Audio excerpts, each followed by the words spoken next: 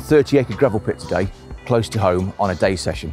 Now, this place has got no winter form, and I've had the ticket for a long, long time, and I've never had a winter carp out of here. But I feel with the temperatures being mild, I'm hoping the fish are going to be moving. And if they are moving, I can sort of employ my early spring tactics rather than winter tactics and try and nick a bite out of here. So it's just getting light behind me now. We're only down for the day.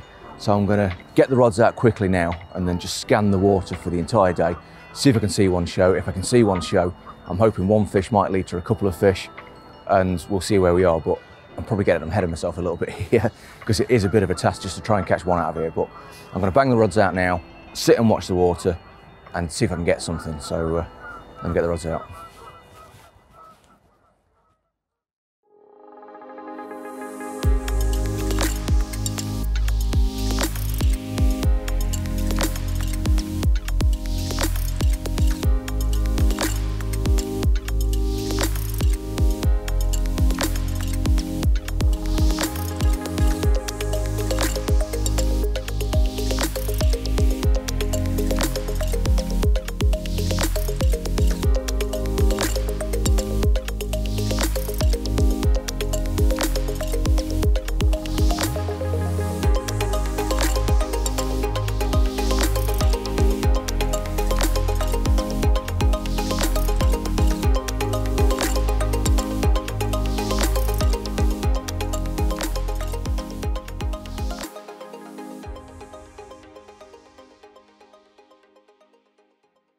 On big waters like this, location is absolutely paramount, and especially so at this time of year, you know, late winter, early spring.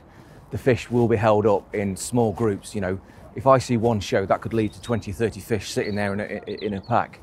Now, I've been walking around 4 or 5 times over the last 2 or 3 weeks, you know, coming down with a dog in the evening just before it gets dark, and I've been having 10, 15 minutes in each swim to try and see something show. Now, as of yet, that has failed completely miserably. I've done 2 sessions down here so far as well. I did one session where I started on that bank across there, fished that middle swim, and then in the afternoon I moved up to a top swim up there, again saw absolutely nothing, and I've done a session on this bank as well. Again, moved once during the day, so I fished 2 different swims to view 2 different areas, and as of yet I've seen nothing at all. But it's getting milder and milder by the day, and I know it's only February, but the temperatures are in double figures, and at night time it's only dropping down to sort of 7, 8 degrees. So these temperatures are really, really mild. So I'm thinking at any time these fish are going to get a bit more active, start moving, give themselves up, and potentially have a little bit of a feed. Now, I don't think they're going to be on the bait. So all I'm doing at the minute is just fishing singles all the time. So I'm hoping to see one and cast a high attract hook bait in the vicinity of it, and maybe that'll lead to a pickup. I don't really want to be putting any bait out there to try and distract the fish from the hook bait. I think they'll pick one up out of curiosity, but I don't think they'll feed. So the reason I've chose this swim is I've got access to a large stretch of water. I can see all the way up there in between the islands, all the way up to the top end. Now that's 600-700 yards away, so if something shows up the top end, I'm not going to see it, but I can certainly see a good way if a fish was come clear of the water. And the same down this side as well, down the side of the island. I can see quite far up there. So this is a great viewing platform. Plus as well, we've got a big bay this side with an island in and a large bay this side. Now, over the last few days, the wind has been absolutely hacking into here. And today's the first day it's lightened off a little bit. So from what I can gather, the water temperature down this end of the lake is a lot warmer than up that end of the lake because the wind was quite warm wind. It was a southwesterly. So I'm hoping that the fish have followed this wind and dropped into these bays. So what I'm doing here is I'm covering the entrance into the bay, because I think the fish might be moving ever so slowly just around this sort of area in and out of this bay. So I'm hoping to intercept them here, but if I see them in the bay, I'll move on to them. If I see them up there, I'll move on to them. Now I'm here with Mark, the videographer, so he's going to cover this bay. So we're going to have 6 rods out between us. We could have 2 sets of eyes watching the water, and hopefully we might see something and react to it. But we've seen nothing so far, but rods are out now. Let's see what happens.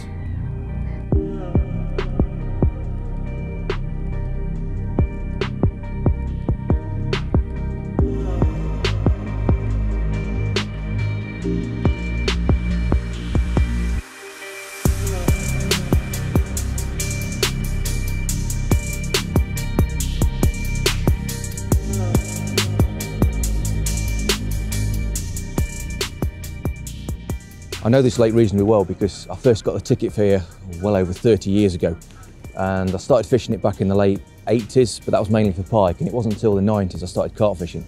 So I think that knowledge is going to help me today to try and work out where the fish may be, because I kind of got a rough idea of the depths, where the shelves are, and where all the features tend to lie. Even though those days the water level was a lot higher than what it is now, but you can still translate things to know where the drop-offs are and where the fish might be sitting at this sort of time of year in these weather conditions.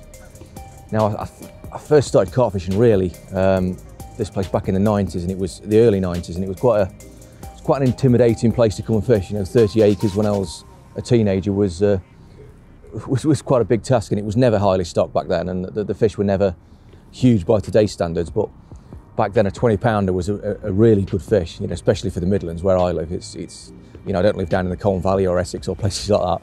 Up here, a 20-pounder was a huge fish, and it took me a few years, but I actually caught my first 20-pounder from here. In fact, it was from this very swim. I can remember coming down on a September day and dropped in for a quick night. And in the morning, out of this swim, I think it was my middle rod, cast right out there, well, long distance back then, about 80 yards into open water, ripped off, and I landed my first 20. It was a low 20, I think 20 pound 4 ounces, but I was absolutely made up by it. So I packed up late morning that morning, went back home, rolled another 4 egg mix of boilies, and came back that evening. And then the following morning, I picked up my second ever 20 from this swim again, doing exactly the same thing, casting out 80 odd yards into the weed, using a really long hook link. And yeah, I was blown away, 2 20s in 2 nights fishing. Then the following morning I packed up, and me and my mate at the time, we decided we was going to do a long session, which was a 48-hour session. And we actually ended up fishing across there. We had a night off, rolled a 6 egg mix of boilies, which was quite a colossal mix back then. It took about 3 hours for me to roll. And we dropped in a swim across there called Swan Island, and we did a 2-night session. I got the rods out that evening, and before I had a chance to set the bivvy up or do anything, the rod was away, you know, cast again long distance, 80 yards to the back of one of these islands up there.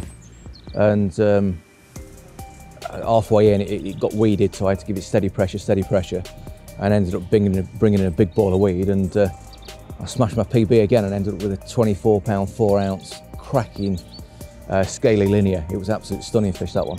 And then later that session, I had my first 20 pound common, which was 20 pound an ounce. So, you know, 4 nights fishing over the course of 5 days, I landed 4 20s, which was an awesome result. And I really enjoyed them early days fishing down here. It was, you know, the kit wasn't particularly good by today's standards, but the fishing was great, and I'd quite a few nice scaly fish from doing that. Well, a few years later, I came back down. I used to have a Rottweiler back then. Walked the dog around the lake, and I found quite a few fish in a swim just across there, and they were really close in, boshing out and just showing themselves and bubbling. And luckily I had my kit in my car with a few pop-ups, so I flicked out a couple of rods, got up the tree to watch all the fish milling around, and just from up the tree I just saw one of my lines pick right up, so I jumped out the tree as quick as I could, bent into the fish, and landed a 28 pounder, which overtook my previous PB. You know, this was 20 years ago now. And that was a cracking scaly fish, and I didn't realise until several years later it was the same fish I caught at 22. So back then there was a lot of old scaly fish in there, you know, some of which were leany from the original Don Leany stocking, because there was a few stockings in this sort of area, and some absolute stunning fish. The lake and the stock has changed quite a lot since then. There's been, oh, God knows how many stockings since then. There was a stocking in 92, 93, there was another stocking in the early noughties, and there's been quite a few stockings over the last 5 or 6 years. So the stock of the lake has changed completely. There's still 1 or 2 of the old ones left. There's a fish called CC and a few other ones that were big fish back in the day. They've not grown a great deal, but you know, they're still here, and they've got to be as old as the hills.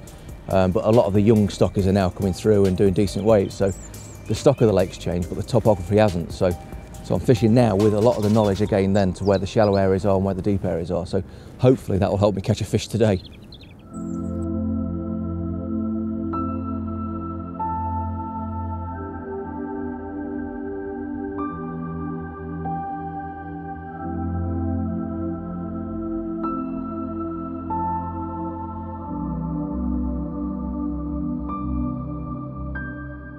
The setup I'm using this session is a little bit different to what I've been using most of the winter. The main difference is the rods. Now, I've been using the C-Series rods in a 3 pound test, which are great for playing action, but now I need to hit long distances. So I've stepped up to the Inspire 13 foot, 3 3/4.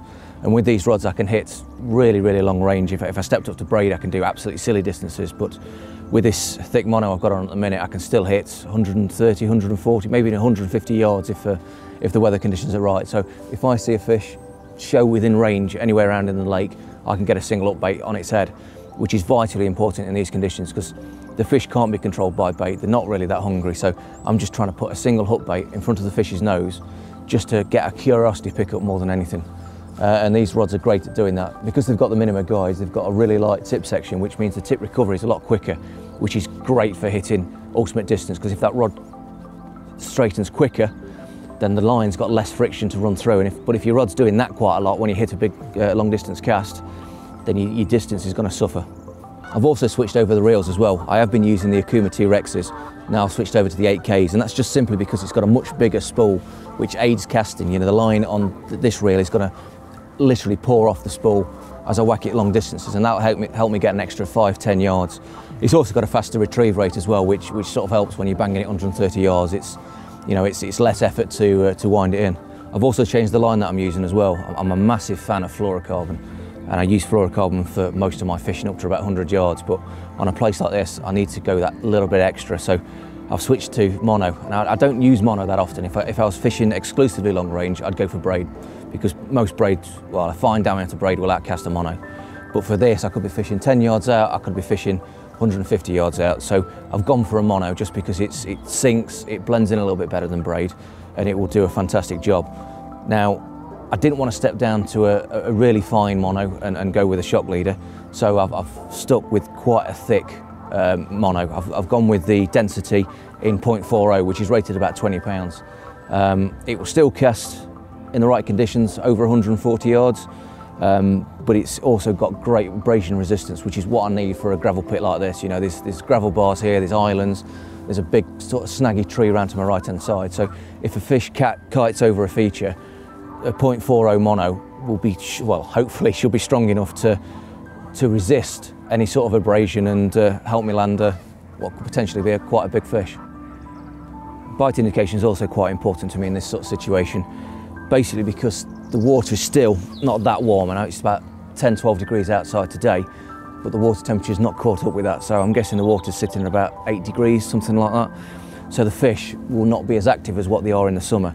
So I'm not expecting a rip-roaring take from the off. It could happen, but I'm expecting just a little lift up, just so it just tightens up to the rod like that, pulls out the clip before it lifts off. So I want to know about any bite as it happens. And also I'm fishing for line bites. You know, I don't know where these fish are. We've been here about 3 hours now already, and we've not seen a single show, which is not great on a big pit. So I want any fish moving through and bumping into the line to register a line bite, so it might just move up, then back down again, and that's enough to let me know that something's moving through. Now, I'm not going to know it's a carp, it could be a pike, it could be something, but just to let me know that this fish moving around the swim helps me try and identify where the fish are. Now, I've got these rods fished at different lengths. This one's not too far out, probably about 40 yards. This one's a little bit further at about 70 yards, I think it is. And this one I've blasted out quite far. So I've got a heavier weight on this one, just so it holds it down a little bit, because with the amount of drift we've got on here, with the wind, it would tighten up if I just didn't put the weight on it. So I'm fishing for line bites as much as shows to try and tell me where the fish are. So bite indication is quite important for that sort of thing.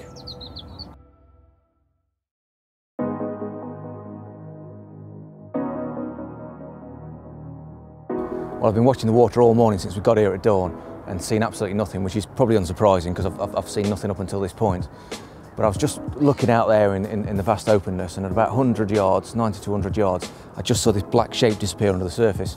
Now, on a water pot like this, where the birds are fed and there's an abundance of wildlife, it's normally a coot. In fact, 99 times out of 100, it's a coot that you see just out the corner of your eye and you think, is it a fish, isn't it? But I've watched that bit of water for the next couple of minutes and nothing popped up whatsoever. So I'm pretty sure that was a fish. I've just tied a new rig up to put onto it, just whilst keeping half an eye on the area. And about 10 yards to the left, one has just come clean out, all the way up to its tail and smashed back down again. So I'm definitely going to put 2 rods in that area.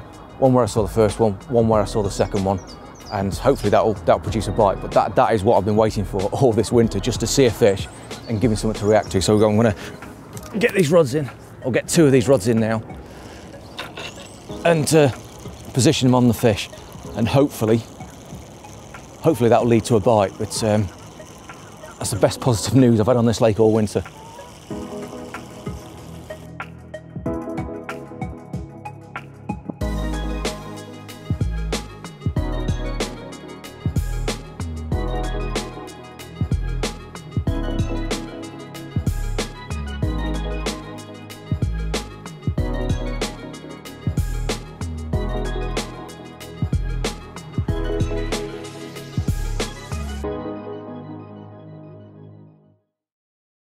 Well, we are off the mark on this February day. Now, I've fished this lake for 30 odd years. It's a big old gravel pit, and I think this, in fact I know this is my first ever February carp from here. In fact, I think it's my first winter carp from here. This place has got absolutely no winter form that I know of, so really pleased to get off the mark with this one. Not the biggest in the world, but on a cold day I don't mind that at all. And it's a start, because it means I found a few fish, and that's the important thing. So hopefully we can get this fella back and see if we can catch another one.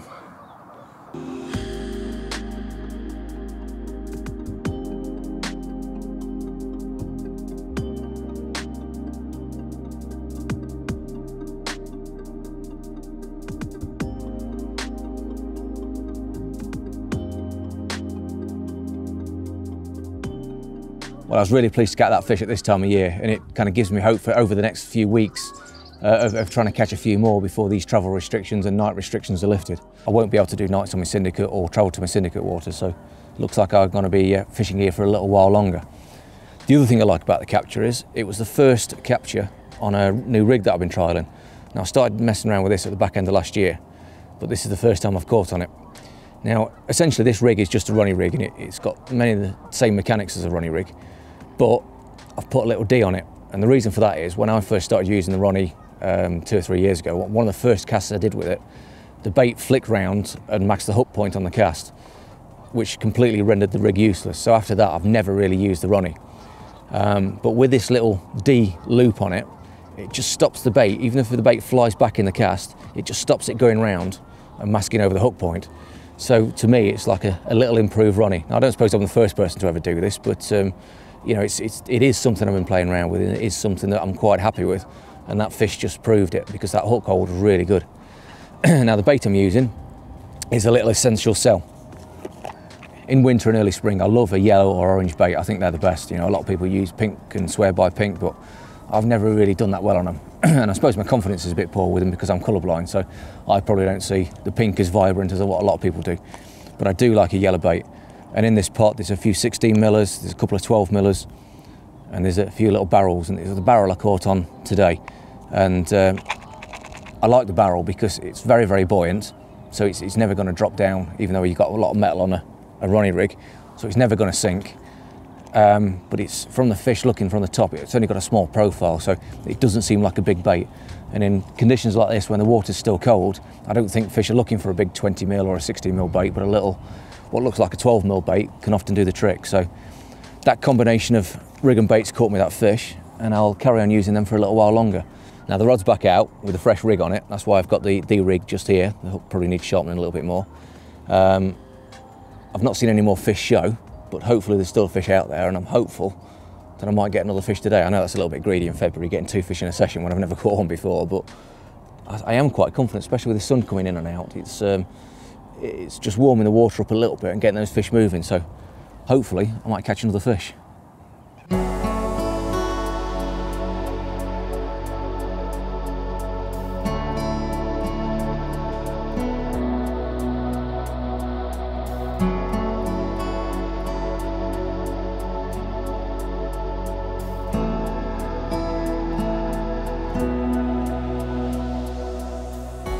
Great to catch a fish at this time of year. You know, like I said before, it's my first February fish, and I have been told by a few of the locals that that's the first fish that's been out this year. Whether that's true or not, whether somebody's caught one or two and kept them under wraps, I don't know. But what it does do, it bodes well for the next few weeks coming up, because it looks like I'll be down here until the end of March, until night fishing's opened up again. So I'm hopeful that I could probably catch a few more fish over the next 3 or 4 weeks. Just keep coming down, doing day sessions, mainly at weekends, and just see if I can catch one. You never know, one of the big ones might come along as well.